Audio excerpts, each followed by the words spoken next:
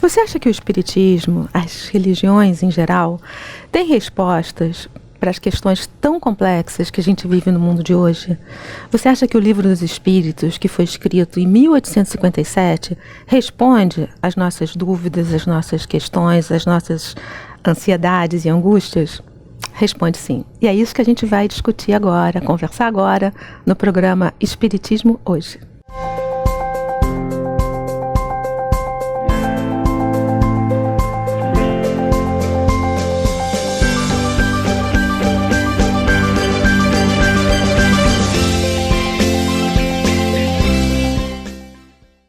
O nosso programa de hoje tem como tema ser diferente. E, aliás, ele está sendo diferente até mesmo no formato, porque hoje nós não estamos em nenhuma casa espírita conversando com a mocidade. Nós temos algumas perguntas de jovens, mas excepcionalmente nós estamos nos nossos estúdios da Espiritismo.net. Mas quem vai conversar conosco hoje é a Sônia Hoffmann. A Sônia é coordenadora da Assessoria de Inclusão e Acessibilidades do Conselho Espírita do Estado do Rio de Janeiro e vice-presidente da Casa Espírita Deus, Luz e Verdade. Sônia, é um grande prazer ter você aqui hoje com a gente.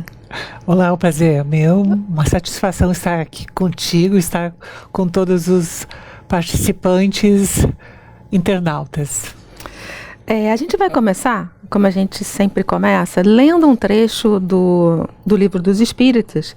E a partir daí, como eu disse, a gente tem algumas perguntas dos jovens que enviaram. Aliás, é uma coisa que vocês podem fazer, nos enviar perguntas também, por um e-mail que vai estar aqui embaixo, hoje@espiritismo.net. A pergunta é, 115. Entre os espíritos, alguns foram criados bons e outros maus? Resposta: Deus criou todos os espíritos simples e ignorantes, quer dizer, sem ciência, e deu a cada um determinada missão com o fim de esclarecê-los e fazê-los alcançar, progressivamente, a perfeição, para o conhecimento da verdade e para aproximá-los dele.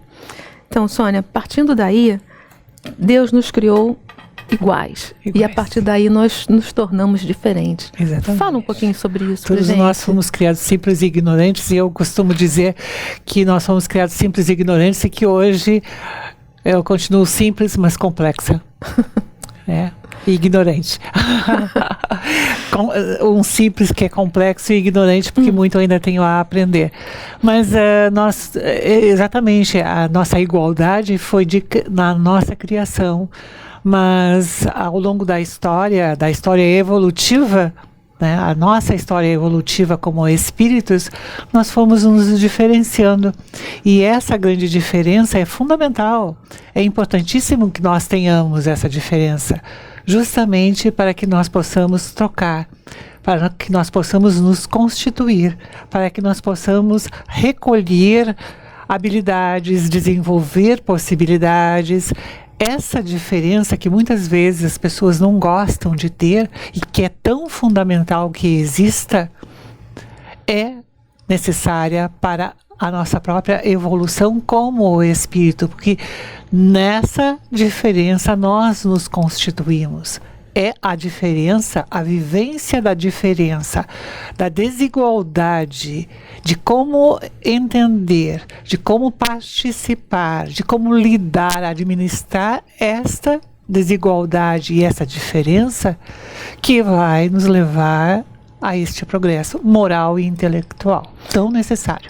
E, no entanto, todo o nosso esforço é de sermos iguais, é de tentarmos ser iguais, para que possamos ser aceitos.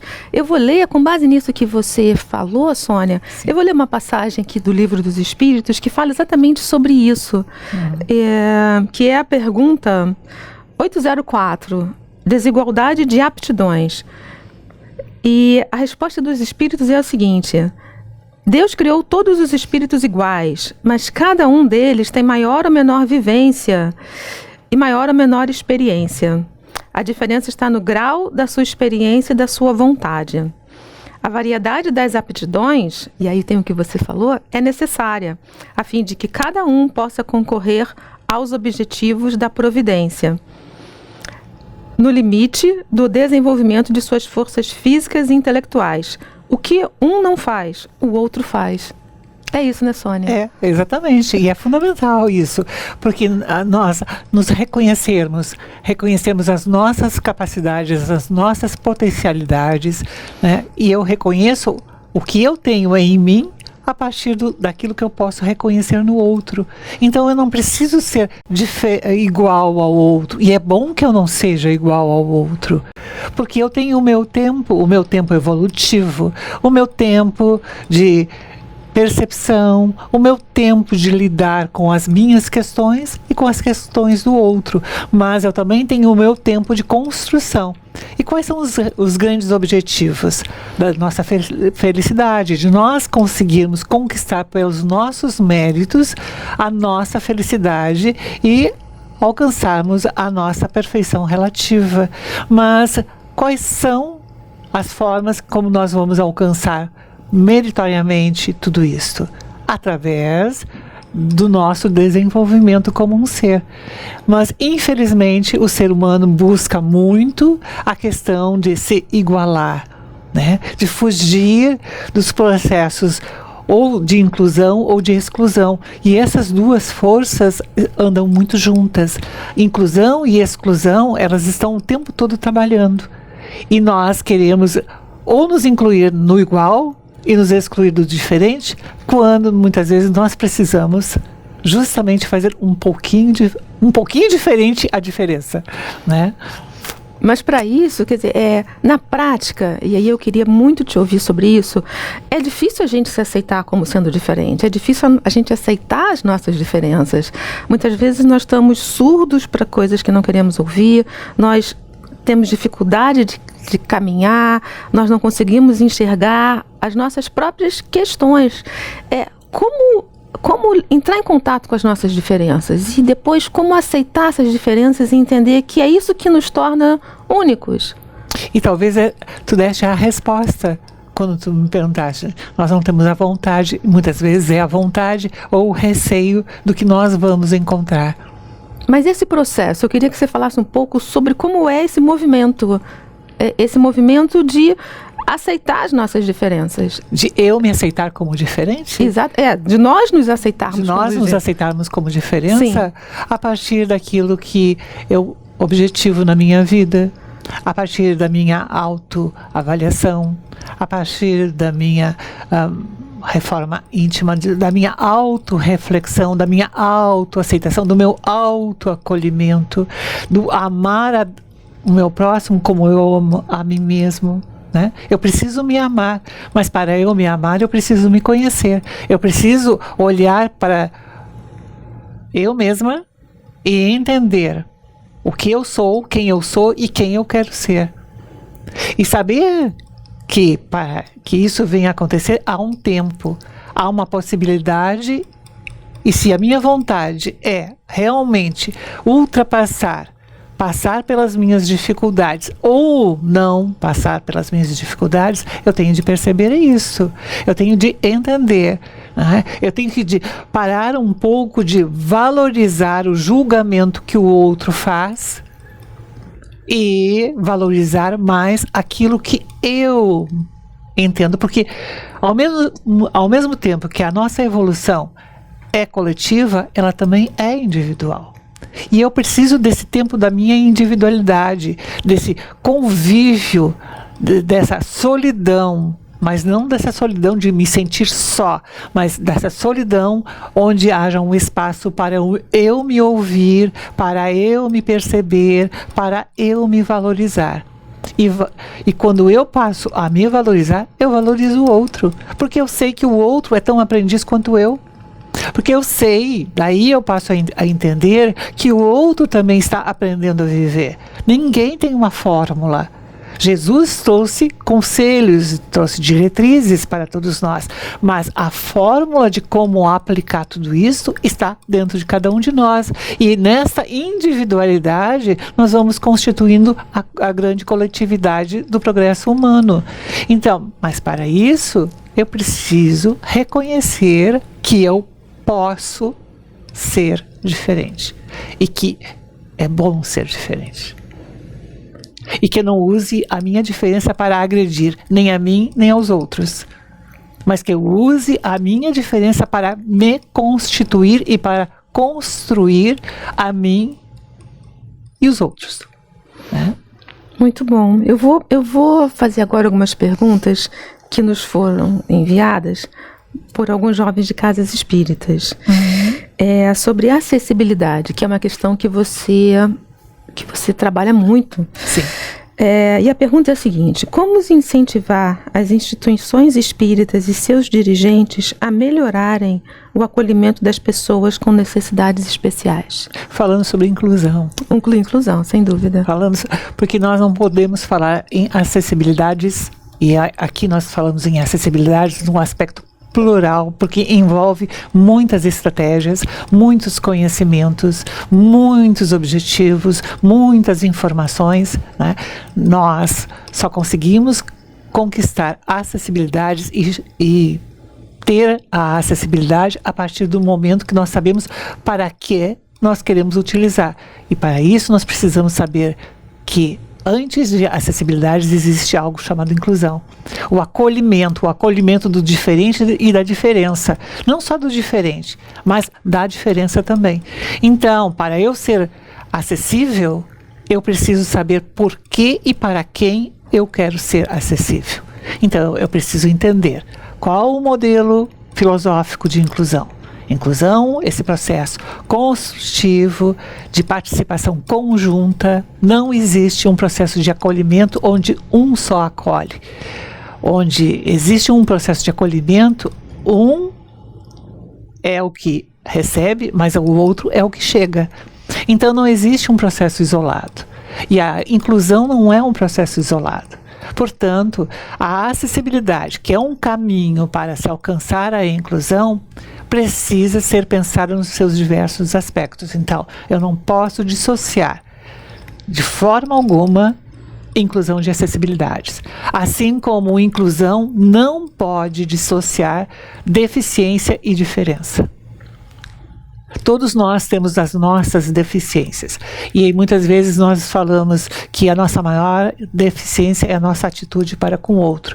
Muitas vezes uma pessoa não tem uma deficiência sensorial, não tem uma deficiência motora, não tem uma deficiência intelectual, mas ela tem uma deficiência, uma dificuldade de atitude. Então, muitas vezes, a nossa deficiência, a nossa maior deficiência pode ser a nossa atitude para com a outra pessoa, que envolve justamente essa questão do acolhimento. E a partir do momento que eu percebo tudo isso, eu começo a desenvolver alguns recursos, algumas estratégias plurais, não mais singular, mas estratégias, várias estratégias, que são as acessibilidades, que são os caminhos necessários que precisamos trilhar para que este acolhimento da diferença aconteça. E de que maneira, Sônia, que as mocidades podem se engajar nesse processo? As mocidades, me refiro às mocidades das casas espíritas. De muitas e de todas as maneiras. Fala um pouquinho sobre isso. De todas as possibilidades, porque a forma mais simples de acessibilidade é a forma da comunicação, né? Então, não existe um jovem que não se comunique. Seja gestualmente, seja visualmente, seja de uma forma, utilizando a sua linguagem, ele participa. Então, no momento que ele está naquela casa espírita e que ele percebe a diferença entre o seu grupo ou nos demais grupos ou por quem circula pela casa espírita, ele pode se comunicar. Ele pode se comunicar diretamente, não é? De uma forma na linguagem, no gesto, na fisionomia, no auxílio, no apoio, na sustentação, mas ele pode também colaborar muitas vezes de uma forma indireta, né? Fazendo trabalhos indiretos. Como assim? Auxiliando, por exemplo, numa gravação de livros, auxiliando muitas vezes na elaboração adequada de cartazes, de maquetes, de construção de atividades, de uma forma que venha dar um mais amplo recurso de acessibilidade àquela pessoa. Ele pode muitas vezes participar ali, ajudando a questões mais tecnológicas, dando opiniões, dando informações na música, no uso da mídia do computador, na mídia de som, na mídia de imagem. Ou seja, muitas alternativas. Mesmo. Exato. Na publicação de um periódico, introduzindo um tema sobre isso, levando opiniões, levando textos, falando sobre a diferença. Então, é riquíssima a participação. É verdade. Né? Você acha, por exemplo, a gente tem, eu não sei, mas eu imagino que a gente tenha poucos livros espíritas em braille, por exemplo. Sim, temos. E são poucas também as pessoas que hoje em dia estão utilizando o braille.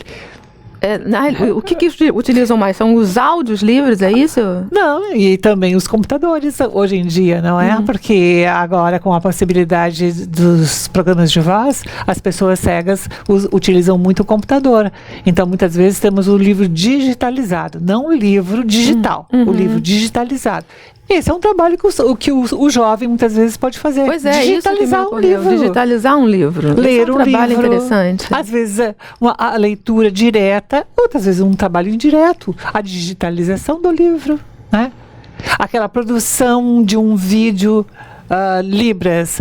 Talvez ele não conheça Libras, mas ele pode utilizar o recurso de uma câmera, de utilizar um recurso tátil, fazer uma série de situações. Então, ele pode estar atuando diretamente, né, em tudo isso.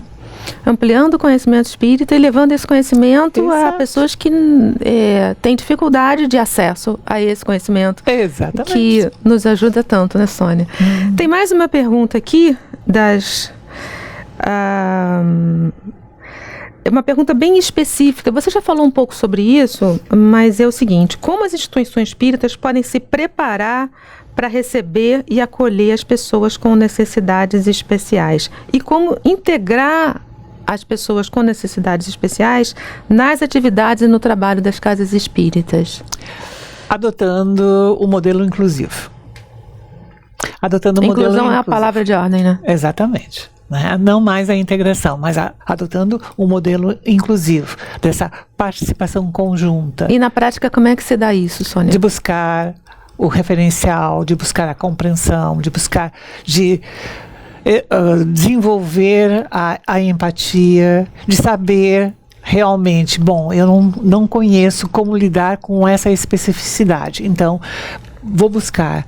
E nós temos muitas informações circulantes, nós temos no YouTube, nós temos na internet muitas dessas informações disponibilizadas, mas nós também temos instituições específicas, nós temos muitas vezes ONGs, temos alguns grupos de especialistas e nós estamos tentando e estamos conseguindo, né, através de um trabalho que ao mesmo tempo é árduo, mas também é um trabalho bastante bom e agradável, de começar a colocar em todas as federativas uma assessoria de inclusão e acessibilidades. A primeira foi no Rio de Janeiro, a segunda foi no estado do Rio Grande do Sul, né? Eu sou gaúcha, mas eu comecei aqui pelo Rio de Janeiro. E a terceira foi em Tocantins. Mas nós sabemos, e agora a FEB também, a Federação Espírita Brasileira, já vem absorvendo e trazendo e incorporando essas questões da inclusão e das acessibilidades em várias de suas atividades. Então, nós sabemos que isso está tomando um corpo cada vez mais fortalecido. Hoje, no movimento espírita, já não podemos mais dizer que não se sabe sobre inclusão e que não se sabe sobre acessibilidade. E talvez não alcancemos isso nessa encarnação, de chegar a todos os estados, ou quem sabe sim, mas é uma atuação também do jovem e de toda a casa espírita, não é? De difundir cada vez mais, de incluir no seu ciclo de palestras, no seu ciclo de seminários e de atividades, questões sobre inclusão e acessibilidades, falar sobre inclusão e acessibilidades, ter palestras, ter atividades, ter um dia dedicado a tudo isso, um processo de reflexão. Isso é importante. No seu jornal, no seu informativo, lá da Casa Espírita, de abrir um espaço para ser escrito algo sobre inclusão e acessibilidade. Isso é importante. Sobre diferenças, sobre, por exemplo, o autismo, a hiperatividade, a criança com AIDS que adolesce. Isso é fundamental, é o nosso próximo artigo agora do Correio Espírita, do mês de dezembro, a criança com AIDS também adolesce. E a criança com AIDS é a criança que vai ter algumas deficientizações. Isso é fundamental. Fundamental. Não é? Então, são vários os temas e vários os assuntos que nós podemos envolver. E falar sobre inclusão e falar sobre acessibilidade precisa ser cada vez mais presente por todas as faixas etárias. Desde o bebê, desde a criança. O bebê é diferente, né? A criança é diferente. A adolescência é diferente. O idoso, o adulto, a mulher, o homem, todos nós temos as nossas diferenças. Portanto, nós podemos, na Casa Espírita, falar sobre diferenças, inclusões e acessibilidades em vários momentos. Inclusive a própria mensagem do Cristo. Cristo, Jesus, né, ele ocupou o lugar da exclusão. E ocupa ainda hoje o lugar da exclusão quando nós não absorvemos a sua mensagem inclusiva. Ele falou para todas as pessoas. Ele falou que a mensagem era e é para todas as pessoas. Mas entre todas as pessoas, nós colocamos apenas alguns. E ele foi inclusivo. É verdade. A gente está chegando ao fim do nosso programa. E antes de eu passar a palavra para você, Sônia, para você dar suas mensagens finais, sua mensagem final, eu achei muito interessante esse exemplo que você trouxe de Jesus, porque Jesus escolheu 12 apóstolos completamente diferentes. Ali não tinha ninguém igual. Exatamente. Todos em termos de idade, de capacidades, de personalidade, tudo. Tinha o letrado e tinha o pescador. Era um grupo completamente heterogêneo. Tinha o jovem, tinha o mais idoso. Tinha o mais idoso. Esse exemplo, né, esse exemplo que vem com a vivência, e como você falou da Casa Espírita, né, o jovem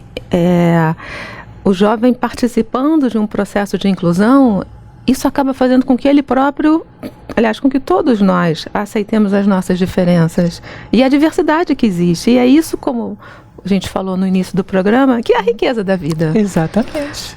Suas palavras finais, Sônia. Este exercício é o direito que nós temos de exercitar o nosso direito a realizar o nosso dever de ser humano.